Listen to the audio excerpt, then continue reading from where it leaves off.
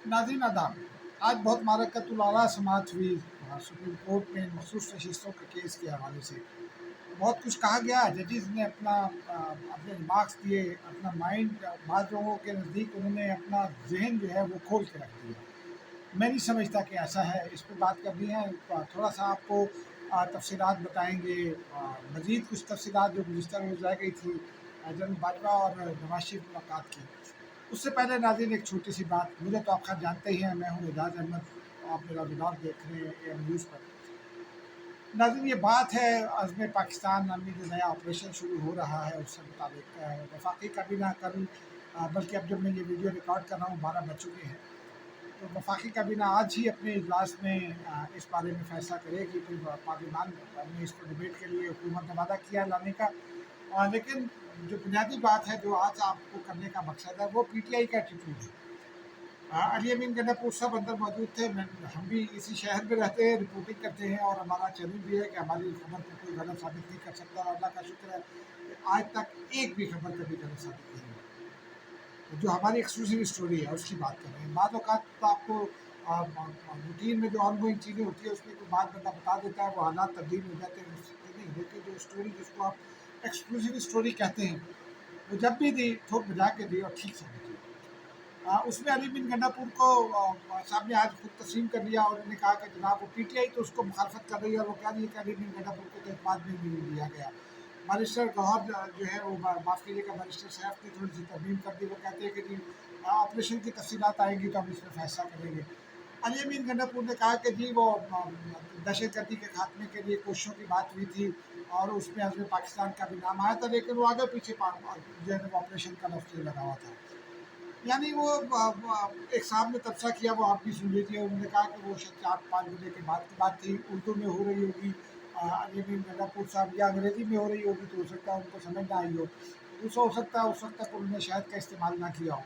बहरहाल ये मेरी इत्तला ये है कि अली अमीन गंडापुर साहब ने एपेक्स कमेटी में ये तस्लीम किया कि वो ख़ुद भी और उनकी फैमिली भी बता देती है तालिबान को। और तालिबान को उनके इलाके में, यानी जो उनका डिवीज़न है डेरा इस्माइल खान डिवीज़न, उसमें नाज़रीन अब वो दिसंबर का तो सामने आ गया और पता नहीं कितनी जगहों पर है। फिर उस पूरे रीजन में जिसको आप जनूबी पंजाब कह लें, जनूबी खैबर पख्तूनख्वा कह लें, पश्तून बेल्ट कह लें, फिर ट्राइबल बेल्ट कह लें, वहाँ मुसल्लह अफ़वाज पर रोज़ हमले होते हैं। रोज़ मुसल्लह अफ़वाज के जवान शहादतें देते हैं। मुख्तलिफ़ तक़सीमात पर हमलों की कोशिश होती है। बाजावर से ऊपर जो है अफ़गानिस्तान का जो बॉर्डर है वहाँ से इन्फिल्ट्रेशन की मुताबिक कोशिशें हो चुकी हैं और उनको नाकाम बनाया है मुसल्लह अफ़वाज के जवानों ने, पाक फ़ौज के जवानों ने। उनको शाबाश है इस बात की। लेकिन पिछले आप 1.5 महीने में देख लें, तकरीबन 187 दहशतगर्द जो हैं वो मारे हैं। तो इसका मतलब ये है कि एक ऑपरेशन की ज़रूरत थी और ये ऑपरेशन चूँकि CPEC को भी गुजरना है वहाँ से, तो CPEC के तहफ़्फ़ुज़ के लिए भी ज़रूरी है। चाइनीज़ पर जो हमला हुआ उसकी तफ़सीलात तो ख़वाजा आसिफ़ शेर कर दी। अब ऐसे में अगर ऑपरेशन ना हो तो क्या हो, और ऑपरेशन की मुखालफत करके अगर ये कोई ये समझता है, मौलाना फजलुर रहमान ने की है, उनके अपने मफादात हैं। उन्होंने अदारों के हवाले से कुछ शुबहात का भी इज़हार किया। महमूद तकरीर भी करते हैं, MP भी करती है।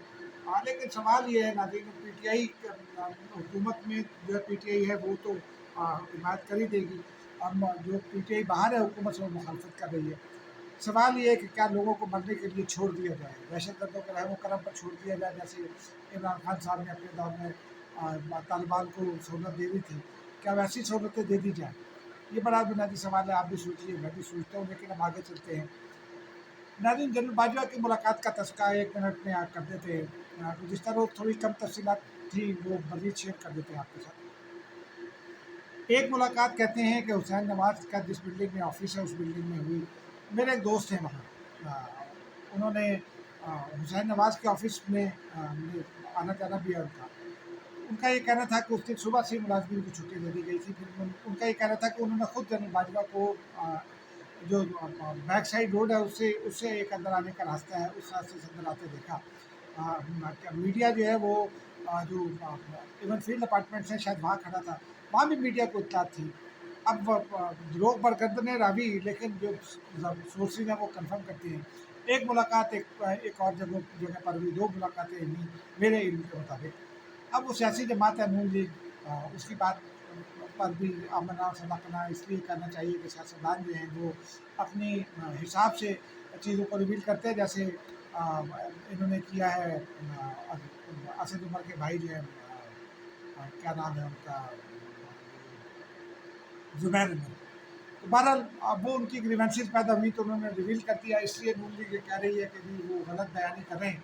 लेकिन एक खबर उसमें मैं आपको बता दूँ कि उससे पहले बहुत सारी मुलाकातें हो रही थी, तरीक़त-ए-एतमाद का भी ऐलान हो चुका था, तरीक़त-ए-एतमाद शायद जमा भी हो चुकी थी, जहाँ तक मुझे याद पड़ता है। और वो तरीक़त-ए-एतमाद पर जो इब्तिदाई काम था वो मुकम्मल कर दिया गया था, इसलिए उसको डोनाल्ड लो और तरीक़त-ए-एतमाद से जोड़ना दुरुस्त नहीं है मेरी इत्तला के मुताबिक, क्योंकि वो जो मुलाकात दूसरे साहब के घर हुई वो तरीक़त-ए-एतमाद पर वोटिंग से चंद रोज़ पहले लंदन गए थे और फिर उनकी तस्वीर भी आई थी। तो वो उस मुलाकात का जो मेरी इत्तला है, और मैं ज़िम्मेदारी से ये बता रहा हूँ, जो मेरी इत्तला है, हो सकता है रावी गलत हो, लेकिन वो ये है कि वो तरीक़त-ए-एतमाद पर वोटिंग से कुछ रोज़ पहले हुई थी। बहरहाल आगे चलते हैं नाज़रीन, आज वो सुप्रीम कोर्ट में जो समाअत हुई, मेरे बाद दोस्त हैं, बल्कि हसनात मलिक हैं, ट्रिब्यून एक्सप्रेस ट्रिब्यून के लिए काम करते हैं, आइन और कानून को की रिपोर्टिंग करते हैं, बतौर जान आप सब जानते हैं।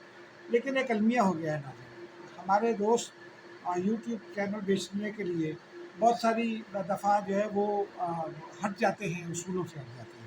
मैं मतीला पर इल्ज़ाम नहीं आयद कर रहा, ना ही हसनात मलिक पर, लेकिन वो भी उनकी चीज़ों की जो अंडरस्टैंडिंग है, मतीला तो 30 साल का दोस्त है, वो ज़रा जज्बाती है।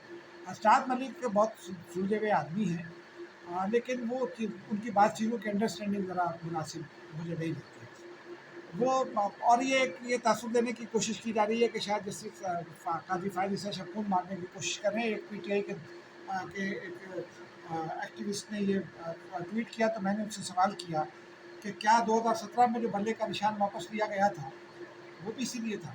नाज़रीन, बुनियादी बात यह है, जो आज चीफ जस्टिस ने चंद रिमार्क्स दिए, जस्टिस नन्ना ने दिए, चंद सवाल उठाए, जस्टिस मंसूर अली शाह ने भी आया, अफरीदी ने, जमाल बंदोखैल ने, जस्टिस आयशा मलिक ने बुनियादी सवाल उठाया। एक तो ये सवाल था कि सुन्नी इत्तेहाद काउंसिल जो है वो उसमें कौन मेंबर बन सकता है, कौन नहीं। तो उनके वकील है फैसल सिद्दीकी, उनकी तैयारी नहीं थी, हालांकि मैंने उनके साथ एक प्रोग्राम में शिरकत की, बहुत अच्छे वकील हैं, आइन और कानून पे गिरफ्त हैं, लेकिन न जाने क्यों वो रह गए इस केस में दलाल देने में। उन्होंने एक तो ये तस्लीम किया कि सुन्नी इत्तेहाद काउंसिल के अपने जो सरबराह हैं, उन्होंने काउंसिल के टिकट पर इलेक्शन नहीं लड़ा, काउंसिल के इंतखाबी निशान जोड़ा है, वो आज़ाद उम्मीदवार लड़े पीटीआई के साथ। अब उनको नशिस्तें कैसे मिल सकती हैं ये वो नहीं बता रहे। वो कहते हैं इलेक्शन कमीशन दोबारा शेड्यूल जारी कर सकता है।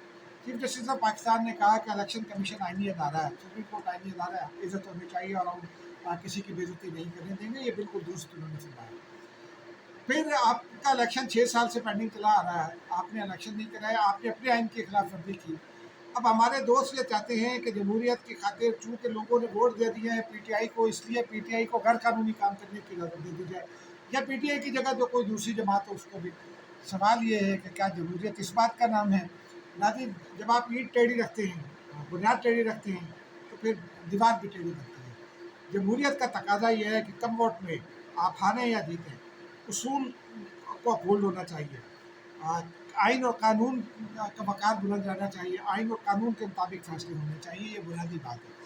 अब आइन और कानून तो ये कहते हैं, सलमान अकरम राजा साहब ने कहा कि जो इलेक्शन कमीशन ने वो सुप्रीम कोर्ट का जो 13 जनवरी का फैसला था उसको दुरुस्त उसकी तशरीह नहीं की। चीफ जस्टिस ने पूछा, आप हमारे पास आए, आप बाद में नहीं गए। अली जफ़र ने आज कहा इस सवाल पर कि सुन्नी इत्तेहाद काउंसिल जो ज्वाइन की उन्होंने कहा गलती हो गई। जस्टिस आयशा मलिक ने के बाद चीफ जस्टिस ने पूछा कि क्या सुन्नी इत्तेहाद काउंसिल में औरतें और वो मेंबर नहीं बन सकते या अक़लियतें? तो अब फैसल सिद्दीकी जो वकील हैं उन्होंने कहा नहीं जी नहीं, वो बन सकते हैं, ख़वातीन बन सकती है, वो नहीं बन सकते अक़लियतें। जस्टिस आयशा मलिक ने कहा आपको इसकी इम्प्लीकेशन पता है, आपको इल्म होना चाहिए, या आइन की बुनियादी रूह के खिलाफ है, अक़लियतों के हुकूक़ आइन में आर्टिकल 3 में दर्ज है। अब उस पर बकला करने का जी गलती हो गई। भाई आप किससे गलती कैसे हो गई? आपने जानबूझकर आपने इलेक्शन एक्ट पढ़ा हुआ है, आपने सब चीज़ें पढ़ी हुई, आपके पास आईनी और कानूनी माहिरीन है, अली जफ़र से लेकर बैरिस्टर तौर तक 85वां आदमी है, शुएब शाहीन है, सलमान अकरम राजा है, बाबर रवान है, क्या किसी ने आपको नहीं बताया कि इलेक्शन एक्ट क्या कहता है? बाबर रवान तो इलेक्शन लॉज के बड़े माहिर हैं, केस लड़ते रहे इलेक्शन कमीशन में, फिर शुएब शाहीन लड़ते रहे इलेक्शन कमीशन में केस, अली जफ़र लड़ते रहे, इनको नहीं पता कि क्या है। بنیادی بات یہ ہے کہ یہ صرف جو مسئلہ ہے وہ سپریم کورٹ کو دباؤ میں لانا ہے. یہ بات کی جو تمام ایفرٹس ہیں یہ سپریم کورٹ کو دباؤ میں لانے کی کوشش ہو رہی ہے. ایک طرح سے یہ سپریم کورٹ پر ایک خود کش حملہ ہو رہا ہے کہ چیف جسٹس صاحب دباؤ میں آ جائیں. سوال یہ ہے کہ 2021 میں جب الیکشن کمیشن نے آپ سے کہا تھا کہ الیکشن کرائیے تو آپ نے کیوں نہیں کرایا؟ کیا اس وقت جسٹس قاضی فائز عیسیٰ تھے؟ نہیں تھے نا. ایک اور تبصرہ ہے ناظرین، کیونکہ آج سپریم کورٹ کے ججز نے یہ کہا جا رہا ہے کہ جناب وہ سپریم کورٹ کے ججز نے ان کو بات نہیں کرنی دی. بھائی سپریم کورٹ کے ججز نے سوالات تو پوچھیں گے نا، اور اس قسم کے سوالات تو جب وہ نون لیگ کے کیسز ہوتے تھے یا پیپلز پارٹی کے ہوتے تھے، ماضی کے جج حضرات یہ کہتے تھے، کبھی متی اللہ کو بھی خیال نہیں آیا، باقی دوستوں کو بھی خیال نہیں آیا کہ بولنے نہیں دیتے. ججز کا کام ہے سوال اٹھانا، ریمارکس پاس کرنا. ججز یہ کرتے ہیں. ریمارکس کی ایک حد ہونی چاہیے. میں اس بات کا قائل ہوں کہ جج کو اپنا ذہن نہیں بولنا چاہیے، ریمارکس ایسے نہیں دینے چاہیے کہ وہ پارٹی لگے. لیکن جسٹس حسن نندا نے تو سلمان اکرم راجہ سے کہا کہ آپ تو بریک کر رہے ہیں، آپ معاملے کو الٹا رہے ہیں، آپ کسی اور طرف جا رہے ہیں، پی ٹی آئی کا کیس آپ جائیں گے. انہوں نے پوچھا، بارہا پوچھا کہ آپ ایک کا اپنی اس کی بات کریں کلائنٹ کی، جیسے قاضی فائز عیسیٰ نے. سلمان اکرم راجہ بار بار پی ٹی آئی پر آ جاتے تھے. وہ کہتے تھے کہ آپ پی ٹی آئی کے وکیل نہیں ہیں، اگر آپ پی ٹی آئی کے وکیل بنیں گے تو پھر الیکشن ایکٹ کے سیکشن 203 کے مطابق تو آپ آؤٹ ہو گئے.